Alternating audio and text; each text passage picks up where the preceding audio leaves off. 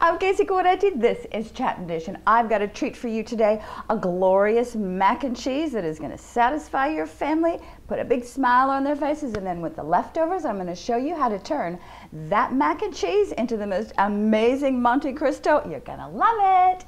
Okay, let's do the ingredients. We're going to need 8 ounces of macaroni. I want you to cook it very al dente, then drain it and set it aside.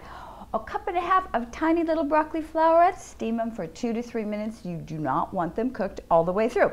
And then we need 1 bunch of green onions, or in the South we call them spring onions, 8 slices of bacon that you have cooked and chopped. We're also going to need a cup and a half of a nice sharp cheddar and 1 cup of mozzarella. Then for our white sauce, we're going to need a cup of whole milk, 2 tablespoons flour, 2 tablespoons butter, 1 egg yolk. And then we're going to have a little topping on the mac and cheese right before it goes in the oven. That's going to consist of olive oil, breadcrumbs, and again, a mix of cheddar and mozzarella. I've got salt and pepper here because we will need to test for our seasonings.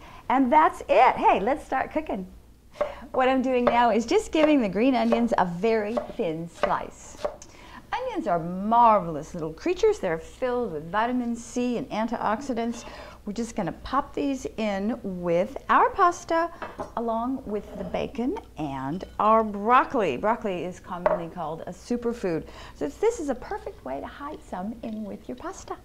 Before we move any further along, I just like to give the pasta and the broccoli and the bacon a good mix up. I use my hands. It's pretty easy that way.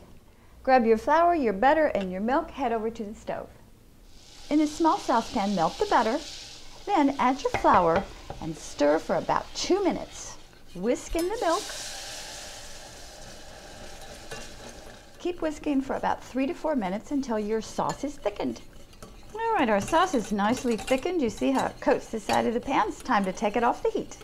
Whisk in your egg yolk. Pour your sauce over your pasta. Now it's time to stir in all our fabulous cheddar and mozzarella cheese.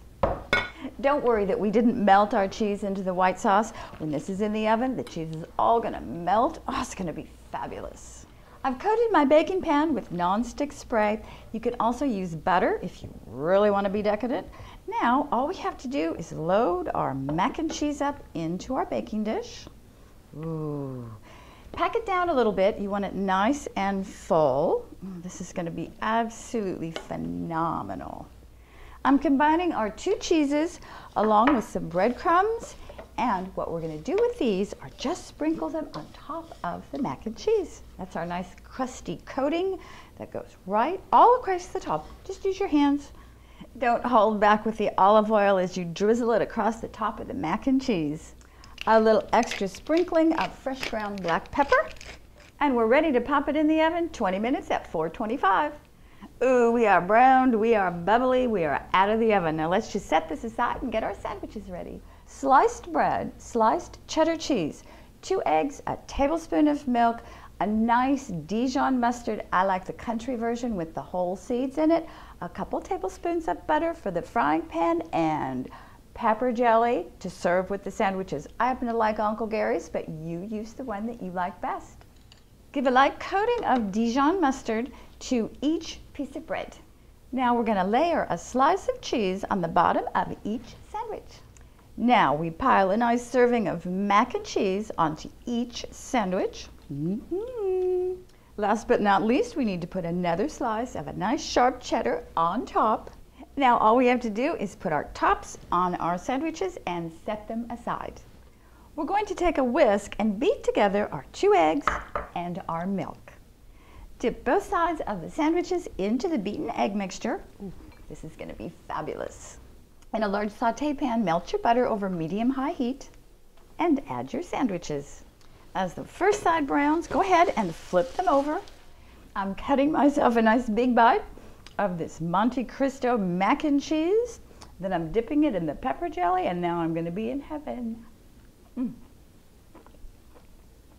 Oh, this is unbelievable.